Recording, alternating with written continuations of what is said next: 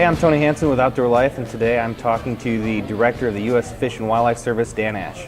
And I'll start this with a real obvious question. Director of the U.S. Fish and Wildlife Service, what is it that you actually do? What does that mean? Well, Director of the U.S. Fish and Wildlife Service, I run what many people believe to be the world's greatest fish and wildlife conservation organization. We have about 10,000 employees in every state in the United States. We manage 150 million acres of national wildlife refuges, some of the greatest places on earth. We implement the Endangered Species Act, the Migratory Bird Treaty Act, so we kind of set the waterfowl frameworks that allow people to get out every year and take part in that great tradition of waterfowling in the United States. So we conserve migratory birds, we conserve anadromous fish. So it's just a great organization to be leading at a really great time. Right.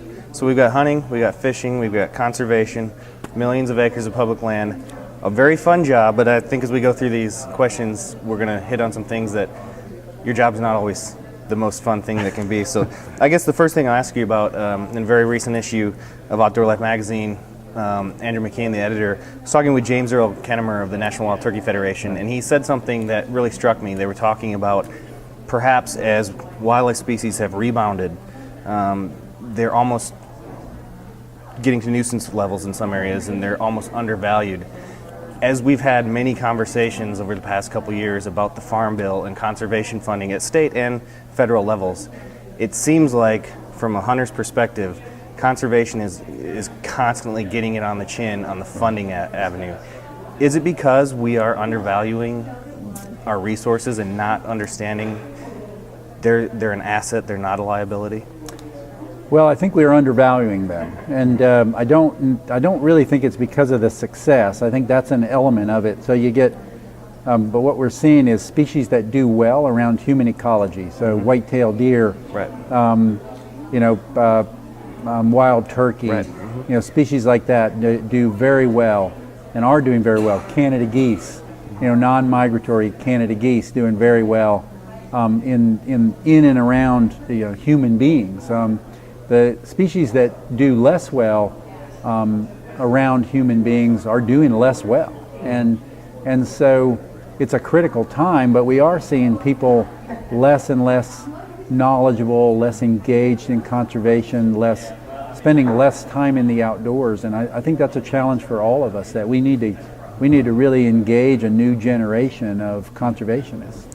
Open Country is a program that Outdoor Life started in the last year or so, and it really focuses on access. One of my jobs with Outdoor Life is to blog about all the different access issues. I get a lot of press releases from your offices about opening additional acres of National Wildlife Refuge land to hunting and fishing. So this is kind of a two-part question. Why are those acres opening to hunting and fishing? And maybe explain why they're not already all open to hunting and fishing. Yeah. So the principle for national wildlife refuges is those are lands that are being conserved for wildlife. So wildlife is first. So we take a conservative approach when we buy new lands for national wildlife refuges. They're closed until we open them for public use. And we have priority uses: hunting, fishing, wildlife observation, photography, and environmental education. We call them the Big Five. So those are our priority uses. So those are the things we look to first.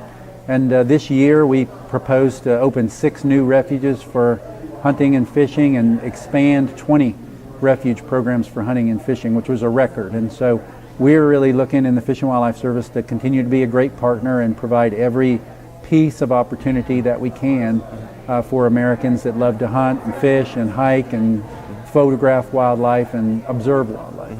Well, as a hunter, thank you for doing that. Thank you. Could you talk a little bit about how those refuge lands, of all the public lands, I've always found the National Wildlife Refuge system itself to be kind of the most interesting because of the story behind it. How are those lands, how were they bought, how is it funded, who's paying for these National Wildlife Refuges?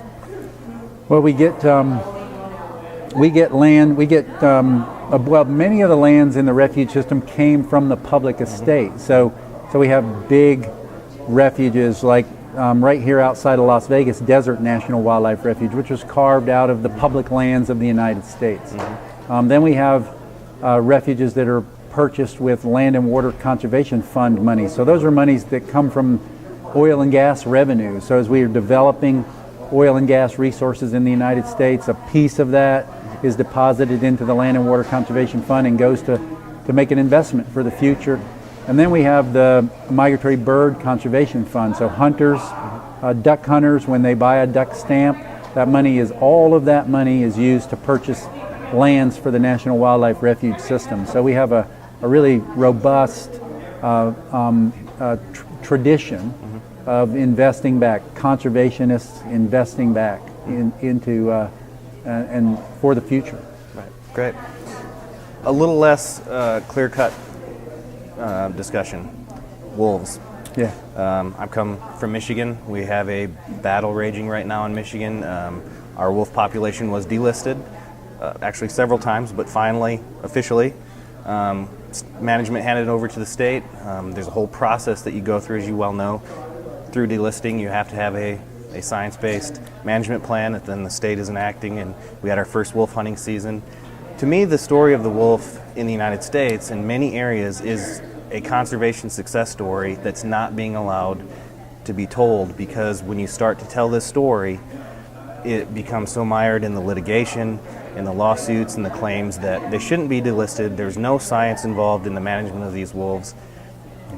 Can you just try to sum up where are we at with wolves, and if someone comes to you and says, we shouldn't be delisting wolves, there was no science to delist wolves, states aren't using science to manage wolves, how do you answer those? Because it is Michigan, Wisconsin, the states right now that are really embroiled with this, as hunters, we're being asked that all the time, that we're not, how can you do this, you're not using any science. Yeah.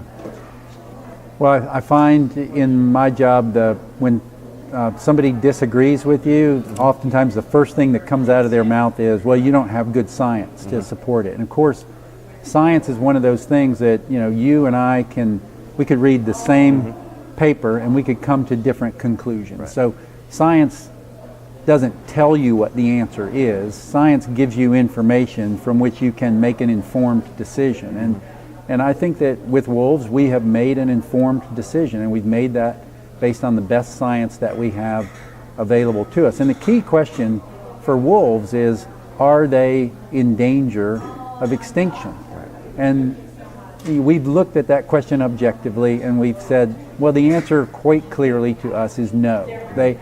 They're not everywhere they ever were, and they'll never be everywhere they ever were. They're not everywhere they could be, but they're not in danger of extinction. And so questions like, well, should wolves be in Colorado, or should wolves be in the Dakotas, or should wolves be in Utah? Those are decisions that should be made by the people of the Dakotas or Colorado or Utah. But our challenge is to decide whether wolves are in danger of extinction, and we've decided that they're not. And I think that we need to be able to rely on states to be good, effective stewards of the wildlife resource, and I believe that they are being. But we're watching closely, and if the states don't do the job that they need to do, then we'll step in. But I don't believe that we're going to need to. I think states are doing a great job. A lot of the Endangered Species Act is based on, tenets of the North American model of wildlife conservation. In your opinion, you've seen a lot of science, you've talked with a lot of biologists. Is there a better model that could be in place than what the North American model does for wildlife?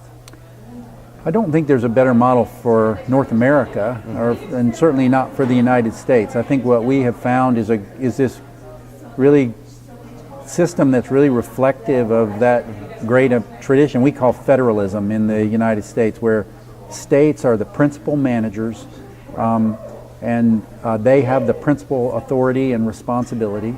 But there are instances where the federal government can play a role. We can play a role, like with national wildlife refuges and waterfowl, migratory bird conservation, where you have to look across a range of many, many states where a species might be in danger of extinction, to kind of step in and add that important layer of protection.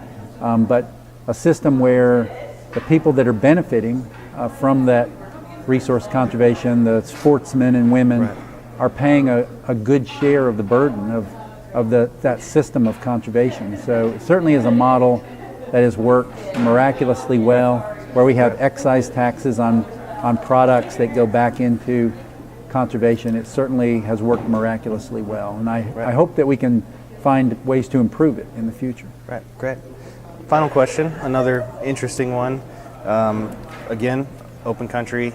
We've covered a lot of the discussion and rumor, maybe. All this talk about states wanting to reclaim federally owned land as their own. Yeah.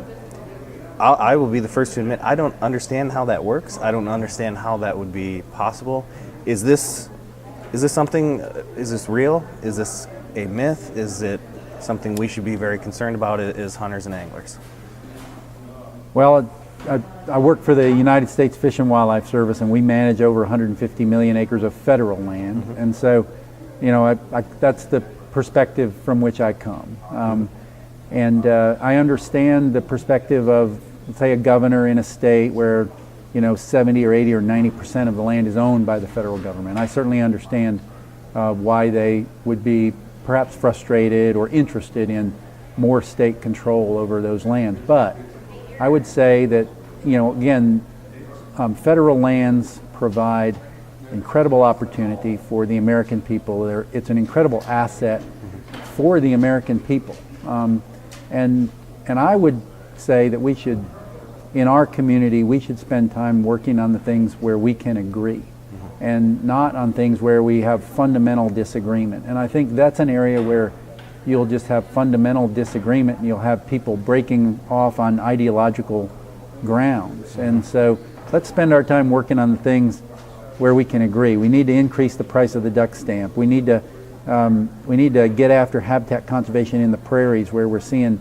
unprecedented rates of land conversion. We need to conserve the sage steppe ecosystem in the west. We need to make sure that we have a cold water resource for western cutthroat trout, and providing opportunity for anglers in the future. So there are many, many things that we can agree on. Let's get after those things. Right. Director, I appreciate your time. Thank you very much. Thank you.